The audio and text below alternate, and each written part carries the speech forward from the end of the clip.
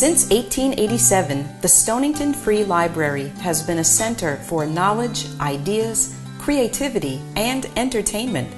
It is a comfortable and welcoming community space for the town of Stonington, Connecticut, where all ages can explore, discover, gather, and learn within a building of distinctive and unique architecture.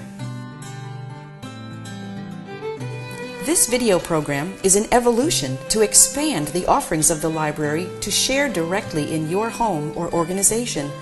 Welcome to the Thoughtful Thursdays speaker series, made available to you by the Stonington Free Library.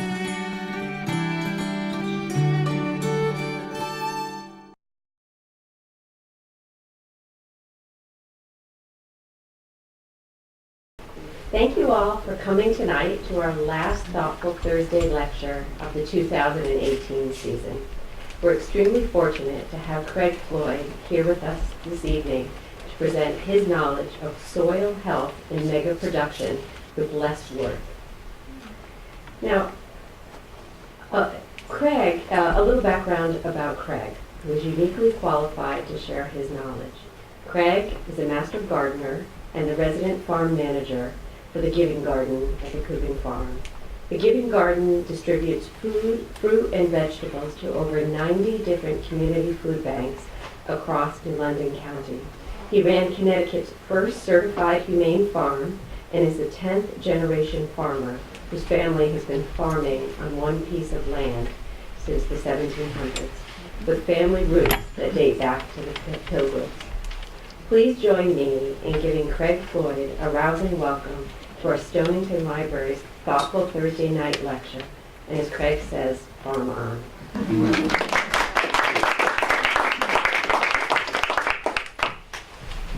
Thank you, everybody, for coming. I hope you learned something tonight. I'm going to make one correction to that. I'm not a master gardener. I know more than that. So one of the first things I like to tell people when I first get going, by the time I'm done tonight, you're all going to say that old guy, he is really out there. Not quite sure where he's at. So there's a couple things that I want to do. I want to try to give you your money's worth because I know you all paid a lot of money to listen to me. So I'm going to run a PowerPoint. I'm going to run a PowerPoint behind me. And just have to put my glasses on so I can see what I'm doing. Come on. There, it helps if you put on glasses. Slideshow. So what I'm talking about is probably not going to be what's up here. So it's going to be like two people giving me a presentation. Okay? Ready? There we go. Yeah, let's make sure. Okay, good. So this is going to run for about 15 minutes, and I've got 45 to talk to you, and then we're going to have questions and answers, because that's what this is about. To me, it's more important that I talk to you about how to improve your production and the viability of your plants, less disease, no bugs, bigger tomatoes. How many of you guys garden? Okay. And do any of you grow tomatoes? Obvious question.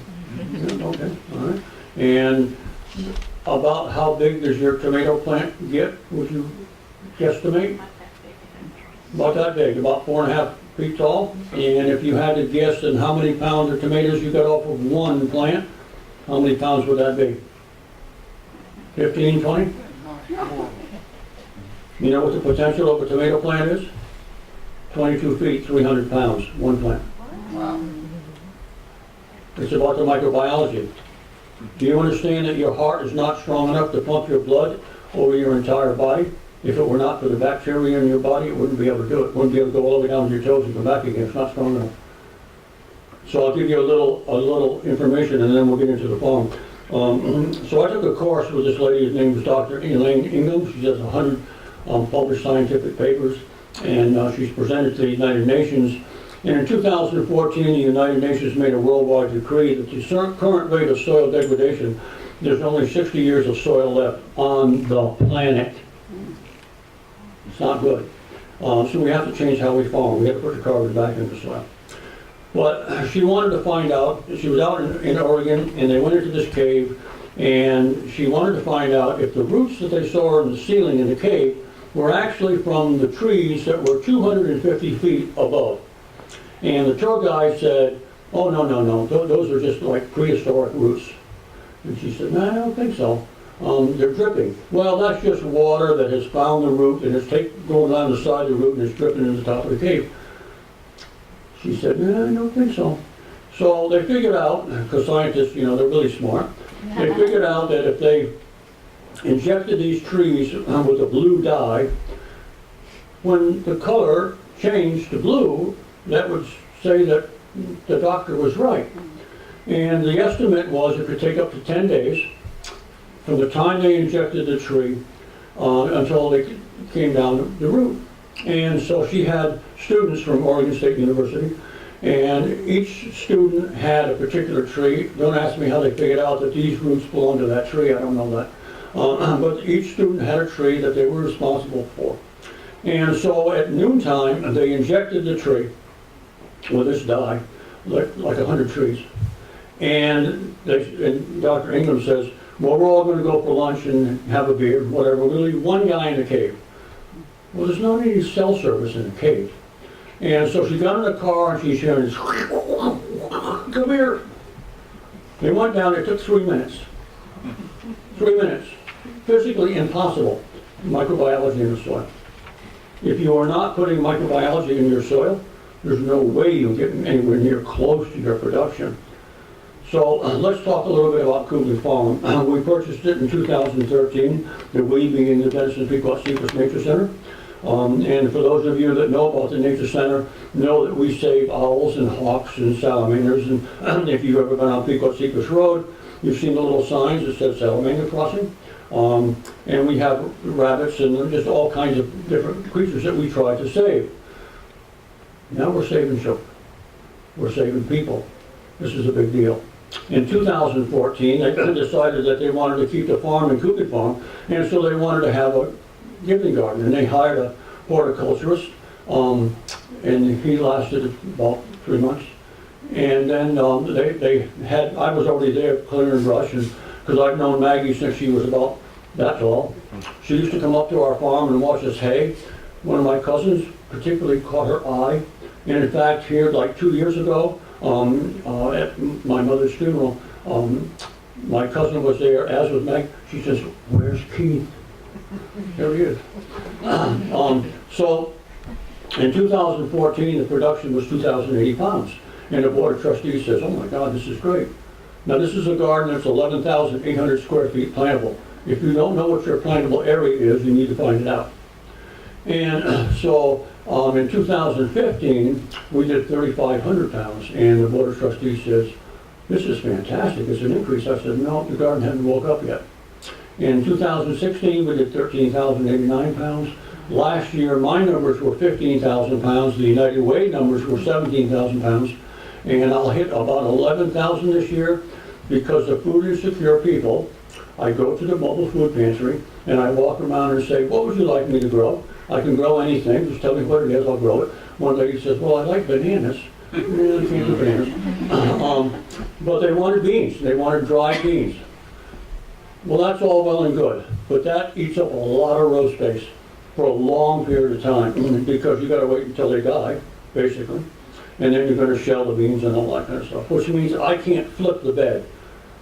Normally our beds, we can get at least 3 crops. You can farm year round, you don't need heat. You don't need a greenhouse. Hoop house is nice, but you don't need a greenhouse. So the Giving Garden is sponsored by very kind people that have a little extra money that they want to give us. And the garden is designed the way it is so that when you come up around the garden road and you see the garden for the first time, you, oh my God, this place is gorgeous. How do I get involved? Gotcha. And I've actually had people say, you know, I'd really like to get involved, I'd like to volunteer. I got a bad back. I can't reach to weed, but I can bend just far enough to reach my pocketbook. Here's an extra 20 bucks for seed.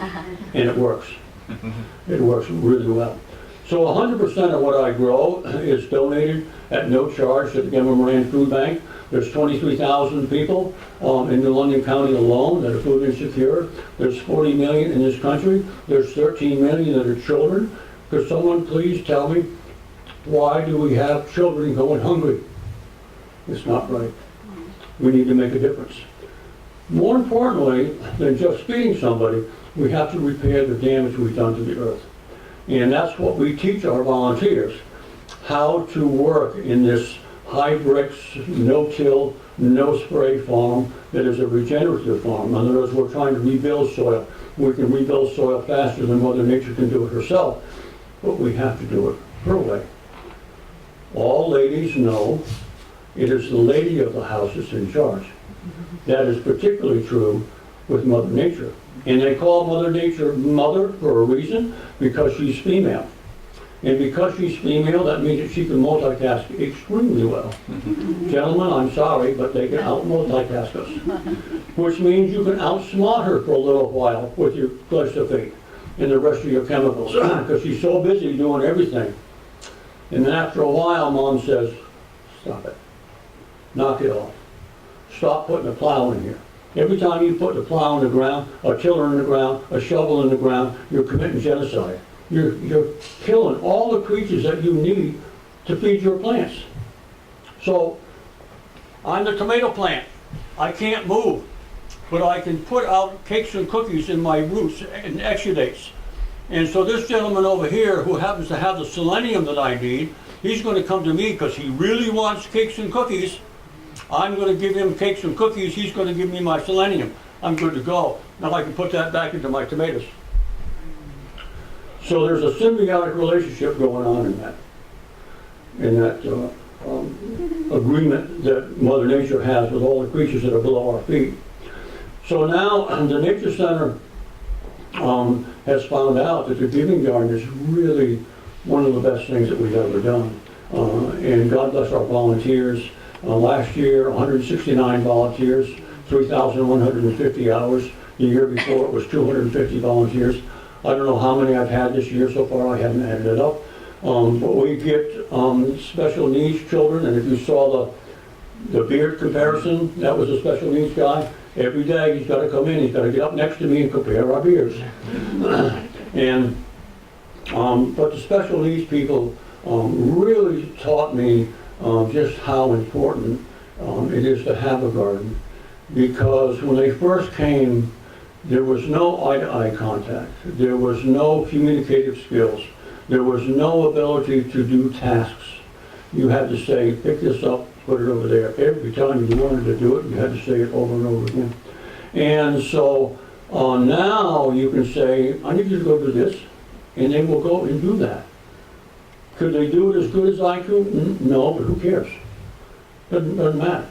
The point is that they're doing something that they couldn't do before because of the garden. I had a veteran come in the garden 2 years ago, and he walked in the garden. I was the only one there, and he said, do you mind if I walk around? I said, go ahead and walk around, just do not step on my beds. And he said, sure. So he's walking around, and here comes a group of people, and my job description says, number one, educate the public. And so I need to go and meet them at the gate and probably talk entirely too long. And so I'm giving these people a briefing or a tour about the garden. Within 7 minutes, the first guy comes up to me and he said, Mr. Floyd, I'm sorry, I have to interrupt you. I said, sure, brother, what do you need? He said, I just came back from my third tour in Afghanistan. I said, I did 2 in Vietnam, brother, I get it. He says, but there's something I don't understand. I said, what's that? He said, I haven't felt this calm in years. I said, it's the bacteria in the soil, brother. The bacteria in the soil is generating the production and release of serotonin in your brain. They're all wasted in the garden, and it's legal. And it doesn't cost anything, and you're not going to get arrested. It's wonderful. So the real reason, all those people that say, I like the garden because I grow the biggest zucchinis, baloney. That's not why you like the garden. You like the garden because you're at peace when you're in the garden. It's like you are meditating without meditating.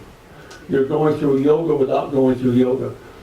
I have volunteers that came to me because one lady in particular, she had lost her husband and she was lost and she was overweight. And I would never ask a lady of her age, but she's probably in her late 60s, early 70s, I would say. And so she started working with me last year.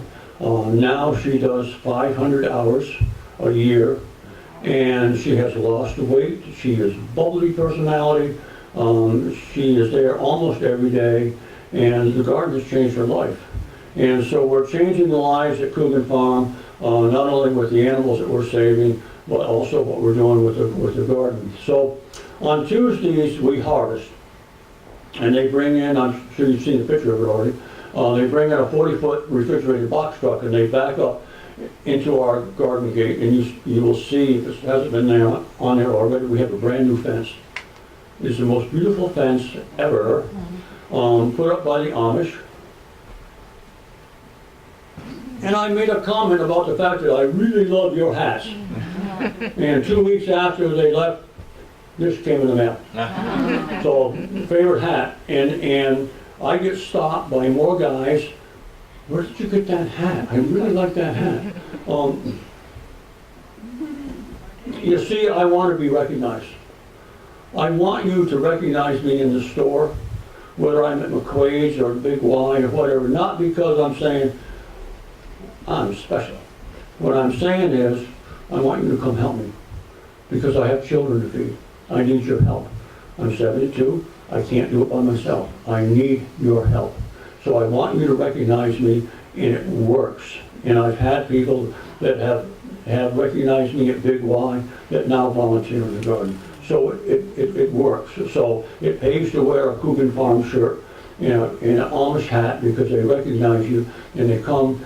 And maybe they only come because he's talking about a garden. I've got to see this garden, because people like to see pretty gardens, especially the garden clubs and the ladies clubs. They come and they see what we're doing and they say, "Oh my God, I had no idea this garden is just beautiful." So anyway, so we're doing a good thing. We will not increase in size. The garden that we have, like I say, is 11,800 square feet plantable. That will not change. So I have to get the absolute most production out of a square foot as possible.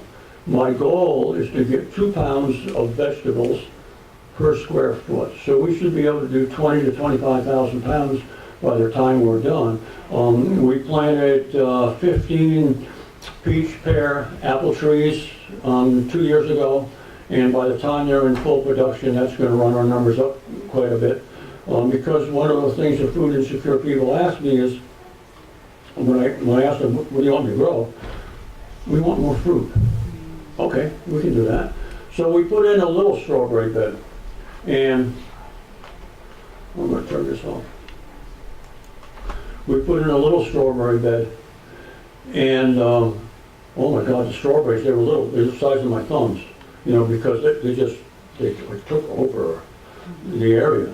And they went so well, we have more than quadrupled our strawberry beds now. We have blackberries, we've got 25 blueberry bushes, and we have a Santa Claus. Santa Claus does not drive a sleigh. Santa Claus drives either a BMW or a Mercedes. No one is allowed, except for me, to drive a vehicle onto the farm, but Santa Claus drives on the farm. And whatever I'm doing, whether I'm on a tractor, I stop immediately. I go over to him, the window rolls down. What do you need? And I've learned to be honest with him. And one time he came to me and he said, "Would you like to have a greenhouse?" I said, "Sure, I'd love to have a greenhouse, but I don't have $10,000. A week later, here he comes, gives me an envelope. I said, "What's that?" He said, "That's your greenhouse." And since then, he's put $50,000 into this garden. Yeah, big deal. And the last thing, what did he ask me? He said he was here 4 days ago. "What do you need? You want to do hops?" "No, I don't want to do hops. Our garden fence is 8 feet tall. That would mean I'd have to put 15-foot 2x4s on the fence. It looked like crap. I don't want it to look like crap. I want it to be gorgeous." And so I said, what about grapes? We'd like to have grapes, but Mr. Center ain't gonna spend money on it. He said, no problem, how many do you need? I said, let me get back to you. The next day, here he comes. I just ordered 20 grapes, good. So there go between the upright posts all the way around the fence. That should be nice, and we're gonna grow Concord grapes. Have you ever had a grape pie? Oh my God. It's like, yes, and you need to make me one. Next time you're at Coogan, you need to make me one. Yeah. They are just absolutely delightful. So, you know, Concord grapes, yeah, they got seeds in them, but jams and jellies and grape pies, just wonderful thing. So a few things that we've done with our farm is we put in a hedgerow. If you have a reasonable sized garden, you need to have a hedgerow. Hedgerows attract native pollinators. There's 300 different kinds of species of bees in Connecticut, but you need native pollinators because honeybees are lazy. They really are. Bumblebees are by far better pollinators than honeybees. So honeybees are like teenage boys. And what I mean by that is all they want to do is their thumbs with their video games, and otherwise they're not going to get off the couch, they're not going to do much until you throw in the football, or the basketball, or the soccer ball. Now we got competition. Now things are going to get serious. The honeybees are the same way. So because we have native pollinators, and we have a pollinator hotel, which is a little building with a whole bunch of wood in it, and I had 60 girls in the garden today. They came out of New York. They were in Cape Cod, and they stopped by the garden in the nature center. And I asked the girls. I said, "Do you know what that little building is over there?" "Oh, it looks like a place where you store your firewood." "No, come over here and look at it." So I brought them over to it, and then they see all these logs have all these different size holes built in them. Well, what are those holes for? That's for native pollinators to find. This is like an apartment complex for critters. And what happens is that by having the native pollinators, the competition to the honeybees says, dude, that's my nectar. They will put out 3 times more honey with the competition for native pollinators, which means that they're going to visit 3 times more of my plants. What's that do to my production? Up it goes. The other thing is wood chips in all of our walkways. Let's see if I can find you a picture on here. So that picture right there shows cover crop. Remember that when you're working with Mother Nature, you are working with a lady. Everything that you do with her has to be gently, with respect, and the lady is always covered, always. There's never bare soil. This time of year, it's too late to plant cover crop. We put seaweed on there. We are blessed to live in southeastern Connecticut where we can go and get seaweed for free. If you're not using seaweed, you're not reaching your potential. Seaweed is a facilitator. It has the ability to unlock trace nutrients in the soil that are not normally available to plants. It is a wonderful mulch. It has a natural pesticide in it. It has its own little bugs, and it has its own weeds, but the weeds are seaweed, and they're very easy to pull. So here you can see in this picture the cover crop. That white stuff there is buckwheat. To the right of it is okra, the tall plants. But you can see I've got wood chips in there. Wood chips on the soil, not in it. Not until the mycorrhizae started to break it down. So if you have a wood chip pile and you go out there and you look at it and there's all this white fuzz and stuff around there, okay, now it's okay to put it in the soil. But otherwise it's going to suck too much nitrogen out of there. And so what this does is, if you come to our garden and you stand in the middle of one of our walkways and you just look in one spot and you stay there for a minute, you're going to see something moving because it attracts all these little native creatures in the soil that help my garden get better. I can't do this myself. This garden is not about me, one old guy who has a light touch on the reins. It's about the horses. It's about the people. That's what it's about. Like I said, 169 of them. The 169 people are the ones responsible for making this garden what it is. Plus the fact that the Nature Center was kind enough to say, dude, you know what you're doing, do it. So that's worked out really well. So wood chips are good, and right now you've got about 4 tree companies around town that are chipping, and they're dying for places to put wood chips. I've probably gotten 30 truckloads in the last month.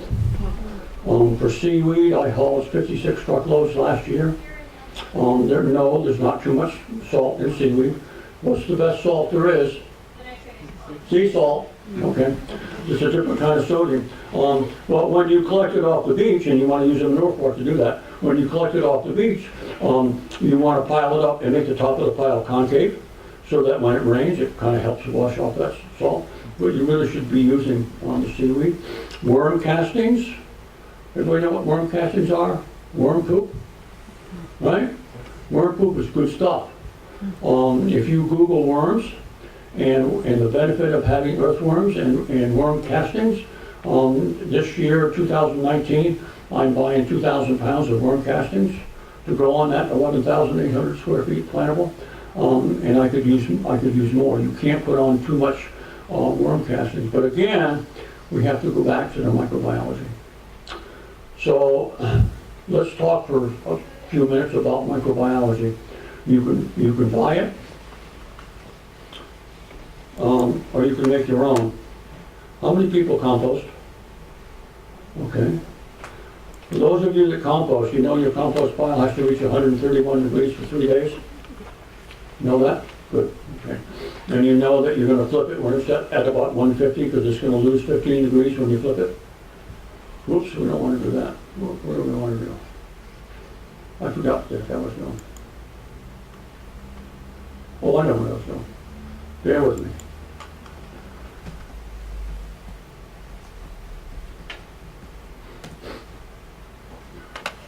Advancing Eco-Agriculture is an Amish company. The man's name is John Kemp. They sell microbiology. And they come in little packets that are about this big. And they're normally 45 to 50 bucks a packet.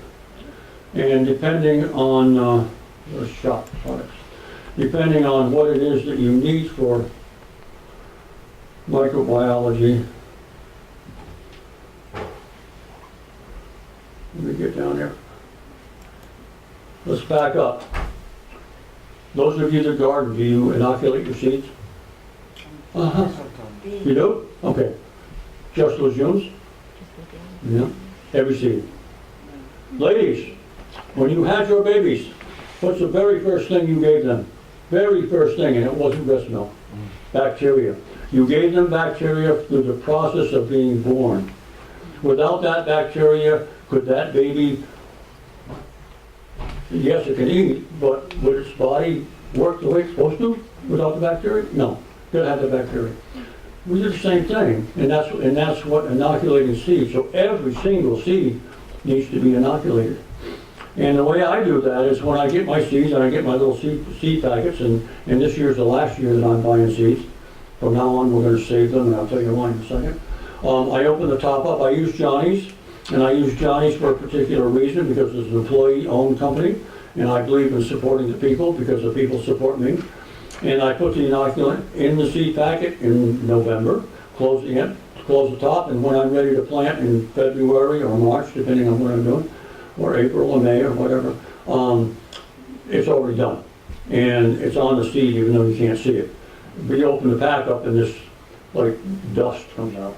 You'll notice a difference in your germination rate and also a difference in your production.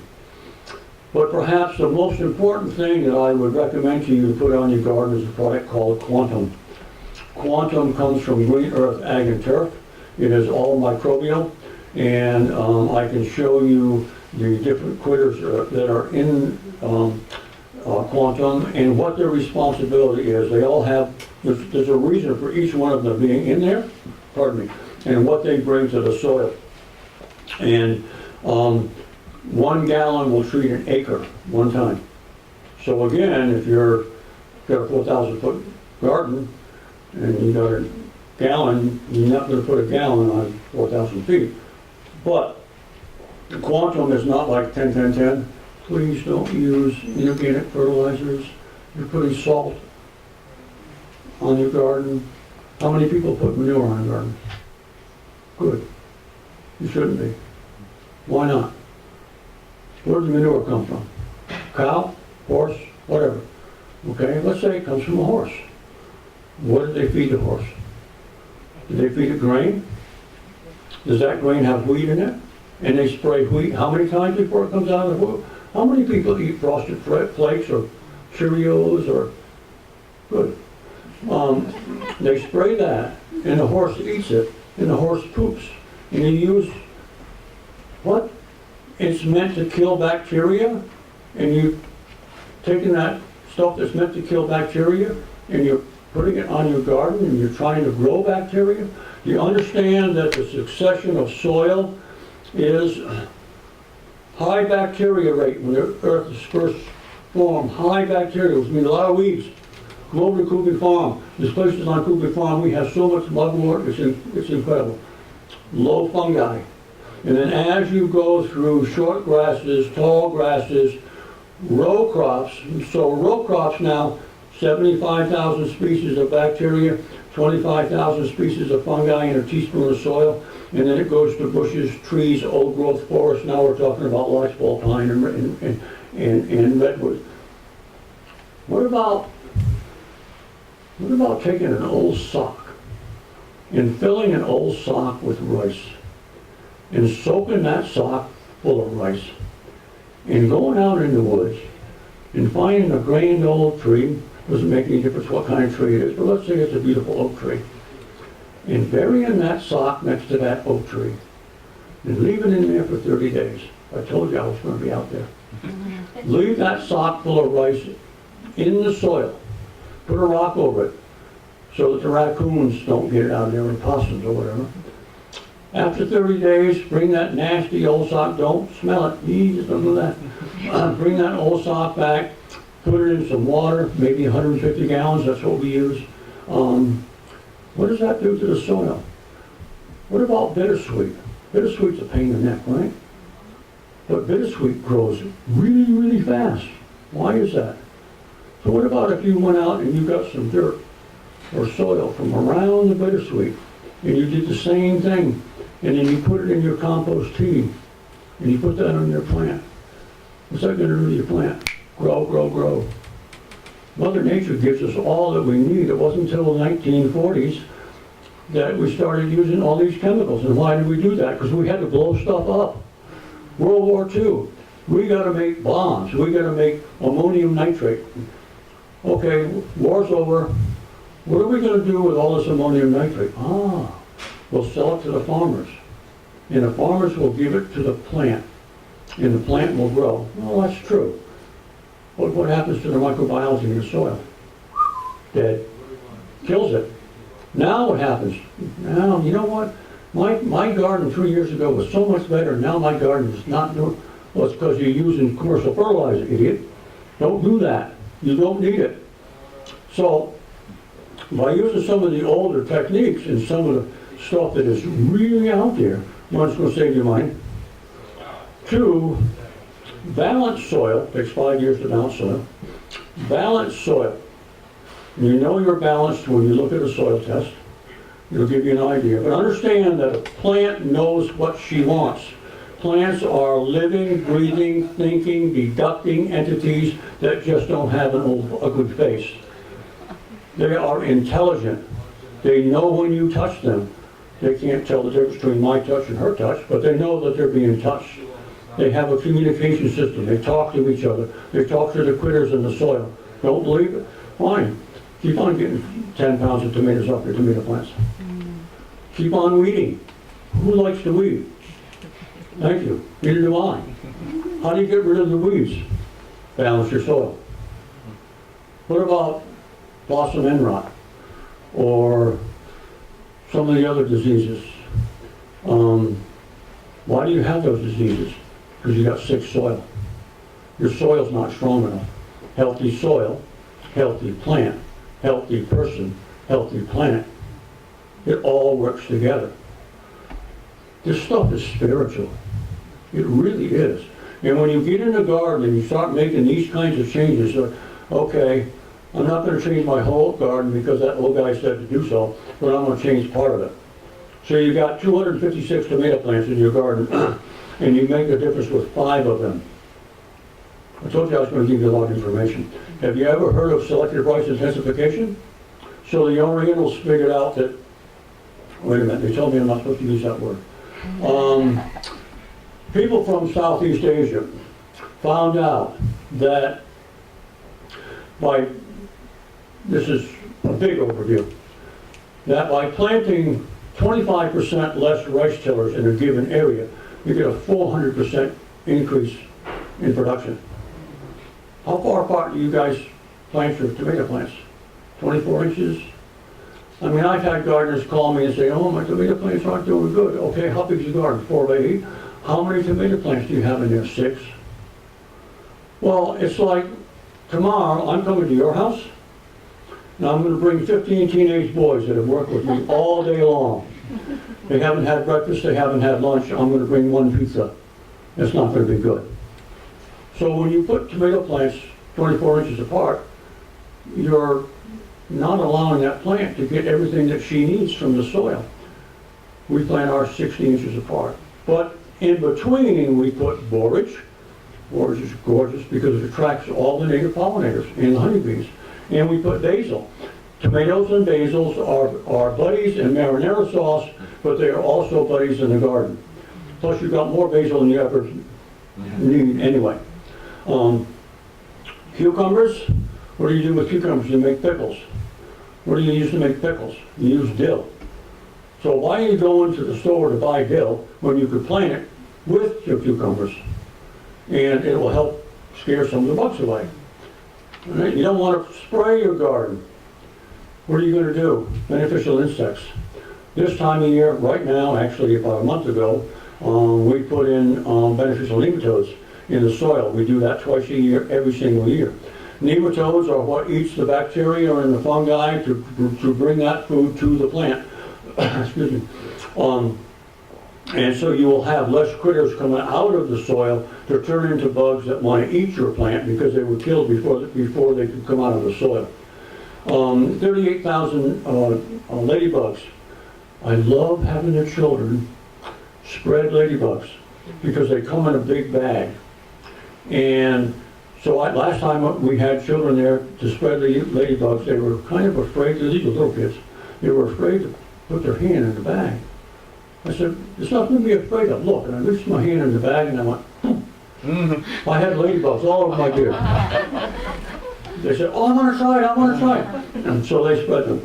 Praying mantids, green lacewings, all of this kind of stuff helps benefit your garden. How about another tip?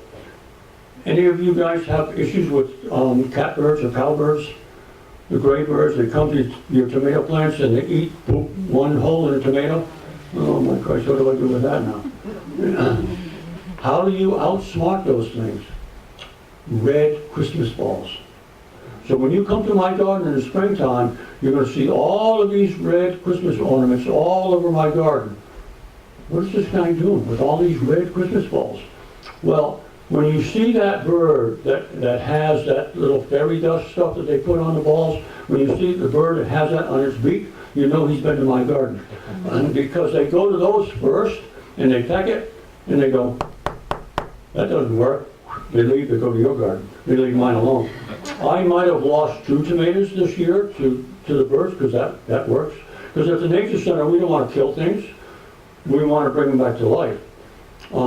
There are some exceptions, obviously. I don't want moles and moles.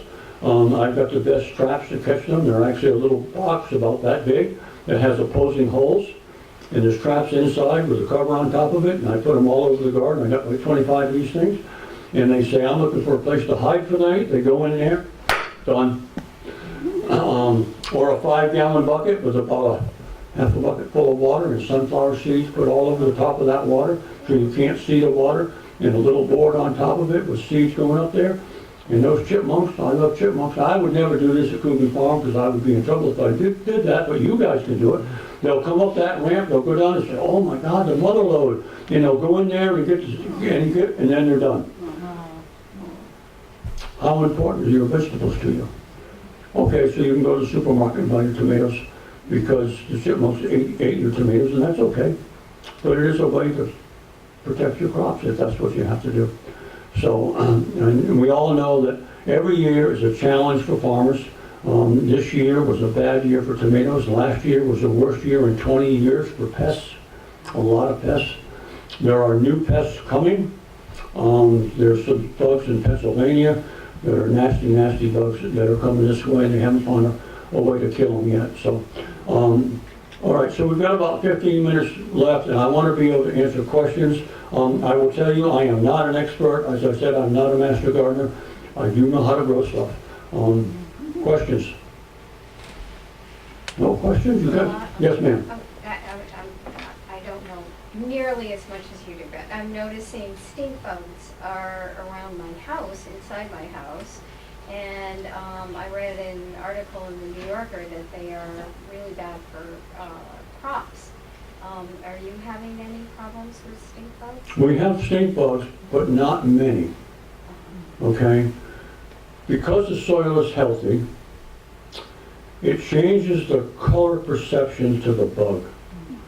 So in other words, the military thought, well, if we can duplicate a bug's antenna in what the bug can see or feel with an antenna, because everything in nature vibrates, everything. You're vibrating right now. I'm vibrating. Different frequencies, but we vibrate. If we can see that vibration, can we use it for a weapon? Well, it didn't work, because they couldn't figure out how to do that. But they could see what the bug sees by some kind of a contraption on the bug. I don't know how they do that. So as an example, if there was a firefly up here flying outside, there's a male firefly, and there's a female firefly that's 2 miles away, this dude here, he can't see her, he can't smell her, but he can feel her with his antennas, okay? So healthy soil, what happens is to your plants, it's like it changes the color perspective to the bug that they're like in grayscale. It's the only way I can put it. What's your first name? Marie. Marie, okay. So if you have sick soil, it's like a neon light saying, eat it Marie's, eat it Marie's, eat it Marie's. So it's about the health of the soil. It's about the microbiology. Microbiology will change everything. And there's no way in the time we've got that I can possibly explain everything you need to do. That's why you know where I work. I'm there pretty much 7 days a week, although I'm not supposed to work Fridays or Sundays. It's against federal law for me to volunteer because I work for a nonprofit. Doesn't make any sense to me. I've got 23,000 people to feed. I don't have time to take a day off. But you need to come see me and ask your questions, because you're going to have questions after this that we're not going to have time to get to. I can help you. That's why I'm there. You need to take a soil test. You need to use Logan Labs, not Yukon. Logan Labs. They're different. It will give you all your numbers, parts per million, pounds per acre, and a little tip, parts per million times 2 equals pounds per acre. So if they say, well, your manganese is low and you need 40 pounds per acre, wait a minute, I've got 11,800 square feet plantable, how do I do that? I can show you how to do that. Other questions? Raised beds. You don't have, I didn't see any raised beds in your... No. No raised beds at all. When we first did the garden, the first thing the board of trustees said, what do you want? I said, get rid of the, I won't say what I said. Get rid of the rocks, okay? I could walk from one corner of the garden to the other and never touch the ground, only on rocks. We took out stone weighing 30 ton. We buried, if you come to the garden and you look at it now, we can finally start seeing it because the mugwort is, thank God, dying. You can see the rocks that are around the outside of the fence. That's 1/3 of what we actually took out of there. The rest of them were buried in my south end, raised my grade 4 feet. And so I told them when we do that, I'm going to kill your soil. Everything in it. Everything's going to be dead, but I'll bring it back. But you got to give me 5 years. And so we came back a little bit faster than we thought. It's doing good. So no raised beds. No raised beds. But what do you think of raised beds? I think they're good. I think they're good. It is not for me, sir, to say to you, nah, that doesn't work. Well, baloney. You know your place, you know where you live, you know what's convenient for you. The main thing is that you are out there doing something. Why do we have lawns? It doesn't make any sense to have a lawn. We have lawnmowers and we waste the gas and we pollute the atmosphere because we want to look prettier than our neighbors. Baloney. Plant it. Grow something in there. Feed yourself. Feed your children. Our food has lost 50% of its nutritional quality since 1940. It loses another 30% within 3 days of coming out of the field. You're eating 80% deficient food. I would suggest to you that you cannot go out and buy a 2019 apricot Lamborghini and take it to the Shell station and put 87 octane in it and expect it to run the way it was meant to run. Our bodies are the same way. We're feeding our children deficient food. They're all sick. And they're going to be the saviors of the planet if we don't kill them first. Any more questions? Yes, ma'am. Are you putting in spinach now for the spring? No. The Nature Center wants me to take a break in the wintertime. Because I'll walk into the office and, you need to take a break. No, I don't. I've got 23,000 feet. You need to take some time in the wintertime. We're not going to change your pay. You're still going to make the same amount of money. You need to relax a little bit. I don't want to relax. Take some time off, Greg. So I go to conferences. I go to soil nutrition conferences. But you can grow spinach year-round under covers. You can grow anything. Well, that's not true. You can grow a lot of things year-round under cover, and I would submit that you have never had a carrot until you pull it out of the snow because it changes the sugar. Oh my God, it's unbelievable. So row covers, Agribon, we call it Rime. You can get it from Johnny's, and they have it in different thicknesses. We use R19. For most stuff, I do use some 30 as well. And I also use row covers in my hoop house to give me double protection. So, any other questions? Do we know how to prune tomato plants? I've got 12 minutes left. I'm going to take every second of it. Do you know the importance of pruning tomato plants? You need to prune your tomato plants. Anybody growing Brussels sprouts? No? Oh, you are? Not now. Oh, not now? Asked. And you prune them, right? I just picked them. No. You got to prune the leaves. So the branches, break it off, right? And the little Brussels sprouts, they're going to say thank you so much, because now that mama plant is not putting her energy into growing more of these, it's putting energy into growing these. And you're going to get bigger Brussels sprouts and sweeter Brussels sprouts. So, no other questions? Yes, sir. Less technical, but in one of the slides, it showed, of the farm, showed caterpillar tunnels. Yes. What is a caterpillar tunnel? A caterpillar tunnel is a season extension device that looks like a caterpillar, and it is movable. And our caterpillar tunnel is 100 feet long. And there's 3 rows inside of there. Whoops, wrong one. Well, I can still show it to you. No, back up. It allows you to grow more year-round.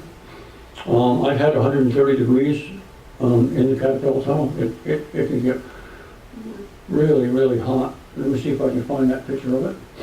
And we are going to upgrade our caterpillar tunnel because we're going to put doors on both ends. I'm sorry, so I'm not clear, folks, so what does it do? What does it do? It's like a greenhouse. Oh. Yeah, it's like a greenhouse. And they call it caterpillar tunnel because right now I have it over 3 beds, and if I decided that I wanted to have them over some other beds, I can take the plastic off, pull the hoops out, move the stakes, which is just rebar, in the soil. And I'm trying to find this picture real quick. That's a caterpillar top right there. See that So thing? just keeps things warm for you on the. Oh, yeah. Like really warm, you know. The other thing is those things right there. Mhm. If you're growing tomatoes and you're putting them in cages, you're wasting your money, wasting your time. Those are called tomahawks. And the tomahawks are basically a little, they're like anybody ice fish, and they got tip-ups. And you've got this little piece of wood that you wrap your string around it before you put it in there and tie it to your tip-up or to your bush if you're going to do it like the Native Americans do. So that's what they are, and they have a hook, and the hook, that is wire on the top. Those are 10-foot long, solid oak 2x2s, rough cut at Thompson Sawmill in Rhode Island. They cost me about $2 a piece. Great investment. And they're attached to posts in the ground, and they're tightened up with turnbuckles. And then there's these little clips. They call them tomato clips. And so what happens is it has a little protrusion that sticks out of that. So if this finger is the string, this thing goes around the string and then around the tomato plant. And you can just keep on doing that as the tomato plant grows up. Whether you want to have 1 liter, which is one plant, or multiple liters, you can do 9. And if you want to get that 300 pounds of tomatoes off of there, you need to do those 9 liters, which you've got to pick off the suckers right at the axis. So you've got the main plant growing up here, and you've got a branch coming out here, which is actually a leaf. And then you're going to take this and you're going to pinch it off, even when they're that big. Because she's trying to, tomato plants, all plants, are like any other mother. They want to take care of their babies, and they want to have, well, maybe not all mothers want to have more babies, but tomato plants want to have more babies. And the reason they want to have more babies is because they have to continue the species. And so they're going to start putting out all these things, because they're going to try to outsmart the farmer and have all these things growing. And what happens is, instead of, you're going to get tomatoes like this instead of tomatoes like this. I mean, is there anything better than the first tomato of the season that's sliced with a little bit of homemade mayonnaise and some homemade bread? What time is dinner? Yeah. Any more questions? Yes, sir. Succession planning, you say you plant 3. Yes. So you're, So right now, because you have nothing else to do with your life, you should be figuring out, what do I want to grow next year? Okay? What is my space in my garden? So I know I have 51 beds. Some beds are 140 feet long. Every single bed is 30 inches wide, because all garden tools are either 15 or 30 inches wide. And so I figure out that in 140-foot bed, I want to put in eggplant. I know what my spacing is. So I know how many plants I need to put in 140 feet. I need to know that because I need to know how many seeds do I need to buy. All right? Now, when do I start that? If I start it in the ground, I'm behind. I've got to start it in the hoop house. So, and you can do this on your south-facing window. So you need to know now that on February 23rd, I'm going to plant my tomato seeds. I'm being fictitious. I'm going to plant my tomato seeds, and they're going to go in this row. My date to maturity is X. So those plants are going to come out on this date. Well, I'm going to follow the tomato plants with beets. I need to know that I'm going to backdate and start the beets in the hoop house so that I'm putting transplants in the ground instead of seed to get faster, so I can get more production. 23,000 food insecure people. I have a lot of stuff I need to grow. so you would plant your tomatoes and then say in August or something, you rip them all out? Yeah. Okay. Yeah. And you need to follow the cover crop. A lady is always covered. Always, always, always covered. You need to use cover crops. Cover crops like buckwheat, hairy vetch. Hairy vetch is legume, high nitrogen. And those of you that are making compost, it's 6 brown, 3 green, 1 nitrogen. And so you can use hairy vetch to do that. Alfalfa, mustard. Mustard puts protein in the soil. The buckwheat attracts the bees. No, Go ahead. crop is something you plant for in the fall and winter? Yes. Okay. Yeah, we just planted our last bed outside of our hoop house in our caterpillar tunnel because there won't be enough sunlight, 10 hours of sunlight, or they're gonna take a nap. Unless you buy Ravelski tomatoes, they don't need 10 hours of sunlight. That's why they're $18 for 15 seeds. And you can't save them because they're F1s or hybrid plants. But yes, and so right now is the time to plant your garden. So if you want to follow us and you're on Facebook, I know some people don't like to be on Facebook, but we have a closed group. It's called Giving Garden. And we keep it closed because most of my volunteers are ladies over 60 and they don't want to put up with all the crap that's on Facebook. I get it. But they join Facebook specifically to get to me on the Giving Garden site. Then you're going to have potting soil. Do you buy potting soil and not amend it? What? You've got to amend your potting soil. We put 8 different things in our potting soil. I got 4 minutes left. I'm going to take every second. In fact, they cheated me out of 2 minutes. They ought to give me 6 minutes. Anyway, I'm just teasing. Now is the time to plant your garden. So you can go to our Giving Garden site on Facebook and you can see what my 2019 plan is, what I'm going to plant, how many seeds I need, what it is I'm going to plant, what's the variety that I'm going to use. And oh, by the way, you need to save seeds. We haven't even addressed that yet. Why do you save seeds? Because when you buy seeds, you're at the end of the barrel. They're going to go through all these different sizing screens. When you buy seeds from any seed company, the big guys have already picked out what they want. When you're planting a garden, don't plant wimps. You're building a football team. The football team, you want the biggest, fastest guys possible. I don't mean to be sexist, ladies. You need the big boys, okay? The only way you're going to get the big boys, and I don't mean big boy tomatoes, the only way you're going to get the big, flat, fat, plump seeds is to save them yourself. That's the way to do it. Now you're becoming more sustainable.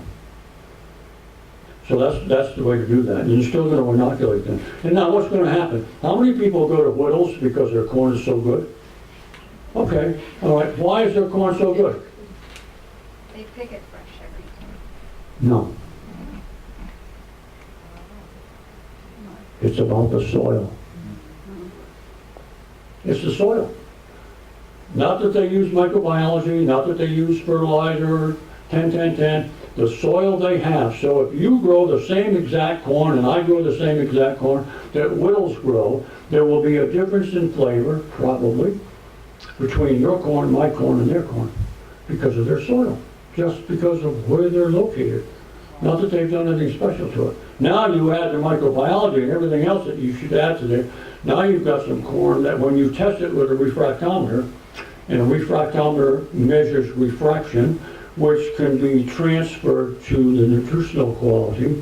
So when I go to the local supermarket off of Coogan Boulevard, and they hate seeing me coming, because I'll go in there and say, certified Angus beef. What does that mean?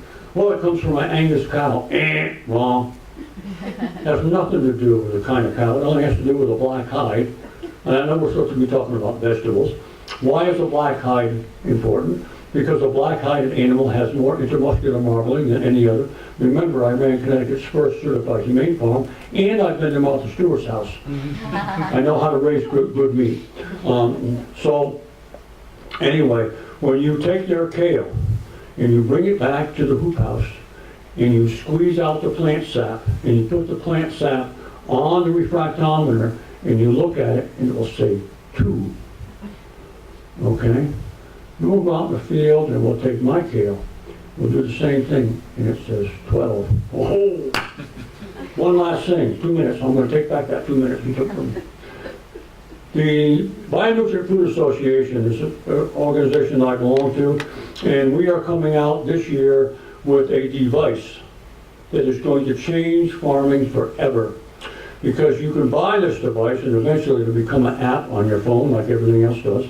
You will be able to go into your local supermarket with your cell phone and you'll say, I need Swiss chard. And you can go in and you can shoot the Swiss chard with a beam of light and it will tell you the nutritional quality of that Swiss chard right there, right now, at this instant. And you're gonna say, wait a minute, this Swiss chard came from a regenerative farm, this Swiss chard came from a USDA farm. No, I want the Swiss chard.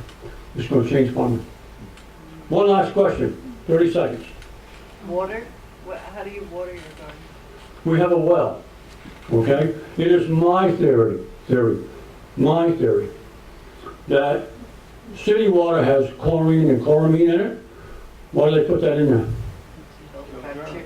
Thank you. And you're trying to raise bacteria, 75,000 species of bacteria in a teaspoon of soil, and you're using city water? Okay, so it's parts per billion, but it's a cumulative.